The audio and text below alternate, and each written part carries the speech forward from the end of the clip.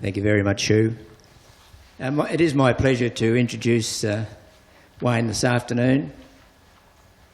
In life, sometimes we come across people that when we meet them, we have that instantaneous emotion between the two people, between you and the other person. And I felt that happened with Wayne and I. We met when the Neurocare was being launched at Parliament House, and they had representatives of all the organisations who were in that organisation present.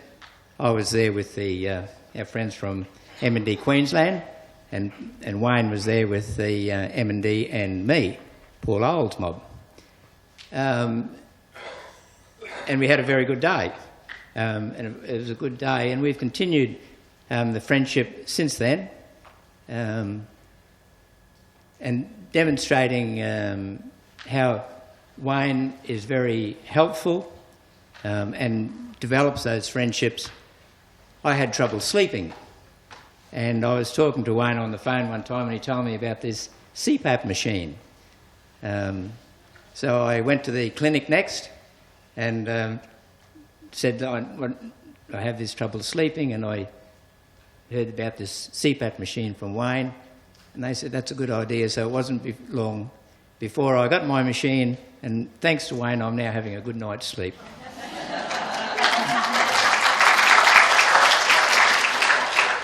But the other side of Wayne, and demonstrating the type of guy that he is prepared today to come along and share with us his experience with MND, and also telling us about his book, The Little Fat Rabbit. Over to you, Wayne.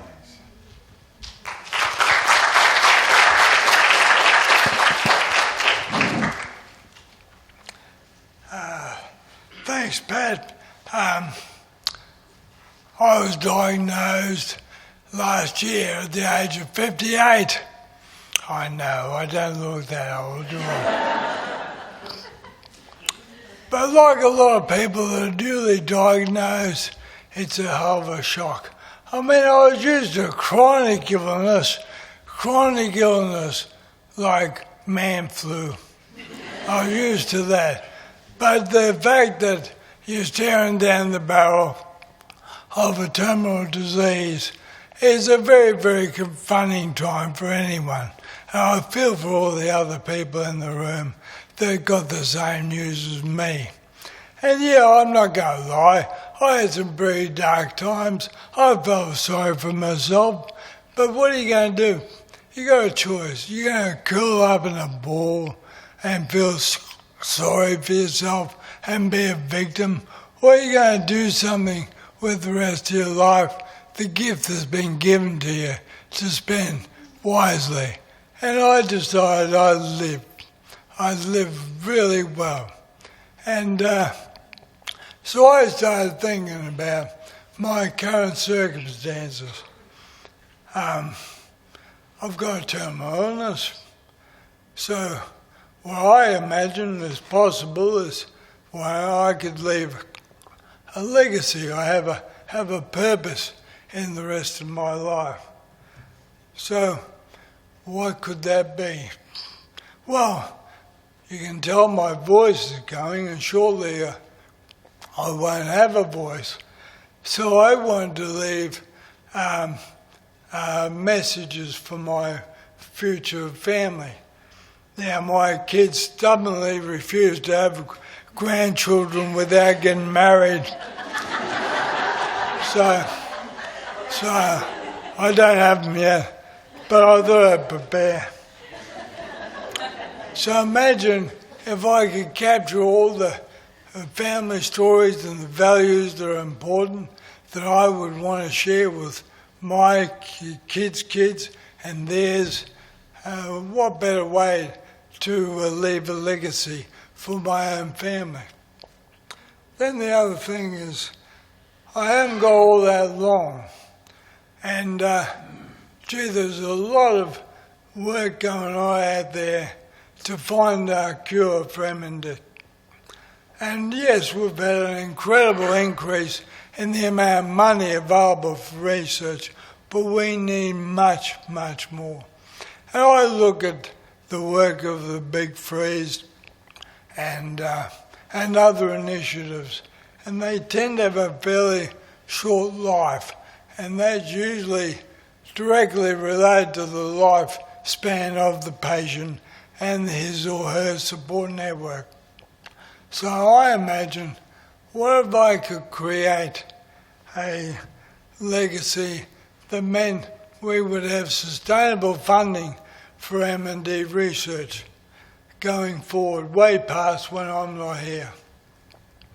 And then I thought, there's little awareness of the disease.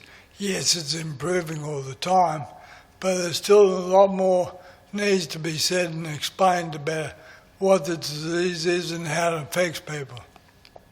So I imagined a situation where we could create a much better awareness of MND, where you get people at every age all being aware, primary school, high school, university and on, all being aware of MND and its impact and effect on people.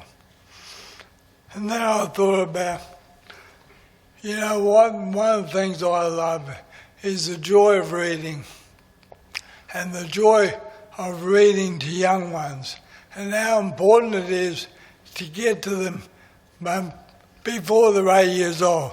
Once they're 8 years old, it's too late. But if you can get to them when they're young people, in their formative years, and show them the joy of reading and give them the key messages in life, wouldn't that be wonderful? So that's what I wanted to do. And my purpose was to achieve those things.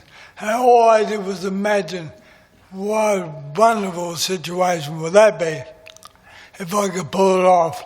But I'm a weak man. I'm only a weak man. I couldn't do it on my own. I had to get help. So I turned to a character that I drew on the inside of my wardrobe door when I was 15 years old. My two sisters are here today, and they'll attest to the fact my mother wasn't too happy about what was on the inside of my wardrobe door. But his name was Fat Rabbit, and he just started out as a sketch that I created. And what I said was, Fat Rabbit, you're going to have to do a hell of a lot of heavy lifting, but first you need a makeover. So we fixed him up a bit. And then we had to look for somewhere for Fat Rabbit to live. Well, what better place than Carrot Top Island? You cut the top of a carrot, put it in a saucer of water, it grows. Well, this one's a magical island. Lots and lots of different characters. So I put Fat Rabbit on Carrot Top Island in the Sea of Saucer. Then I had a whole lot of friends. I was going to add a mouse, but no one's...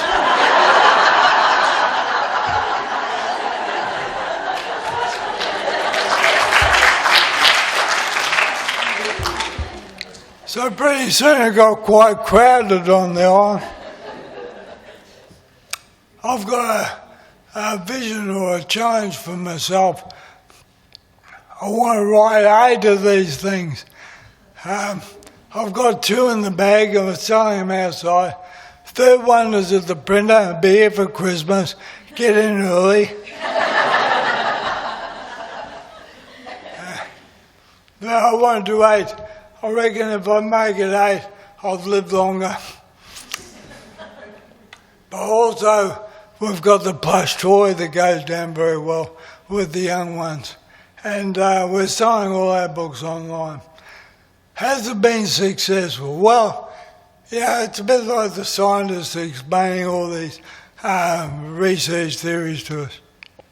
I'll hedge a bit and say, self-published authors typically go broke.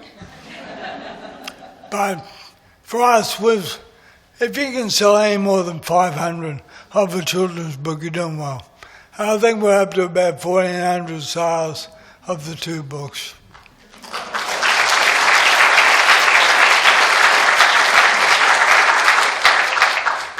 And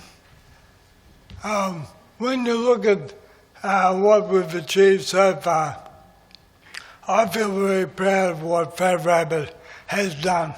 I'd like to share with you the fact that he's already touched so many hearts. And we've got dads and mums reading to their kids. And if you have a look at the book, it forces mum and dad to say words like love. I intentionally did that. Because we all say, oh yeah, the kids know I love them. But do you really say it? Look at all those happy faces. So Fat Rabbit has already touched so many people.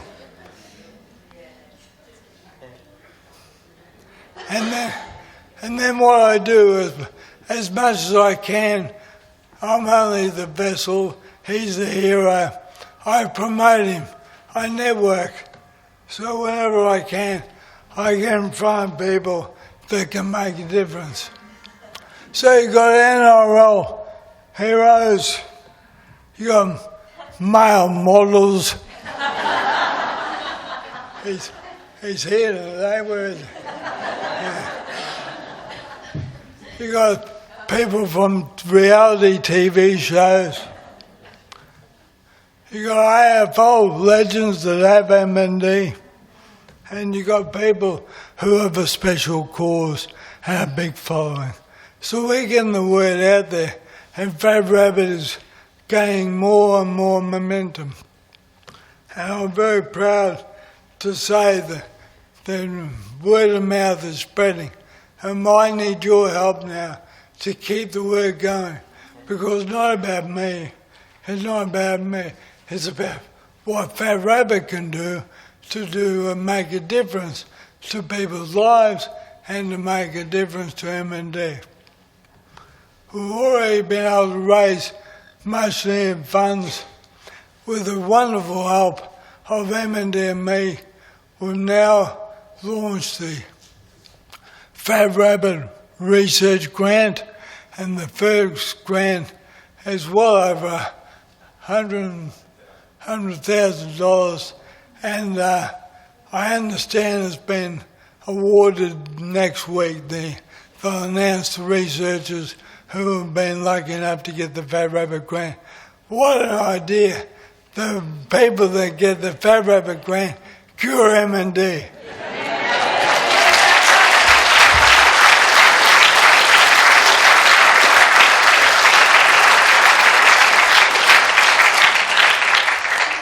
So people say, Wayne, what do you get out of this?